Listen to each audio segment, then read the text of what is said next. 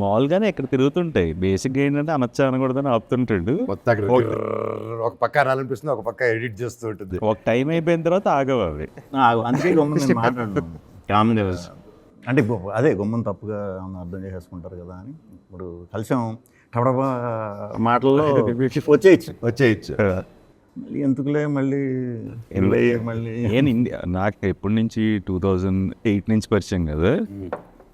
మామూలుగా అసలు ఏంటంటే కనీసం ఏంటంటే ప్రశాంత్ వచ్చినా మాట్లాడుకోం, మేము ఇద్దరం కామ్గా ఉంటాం. అలాగా తన వైఫ్ వచ్చిన తను వెళ్ళిపోగానే మళ్ళీ మాట్లాడుకుంటుంటాం. అంటే ఆల్మోస్ట్ మా థర్డ్ పర్సన్ లేకపోతే థర్డ్ పర్సన్ గురించి ఎప్పుడు టాపిక్ ఉండదు.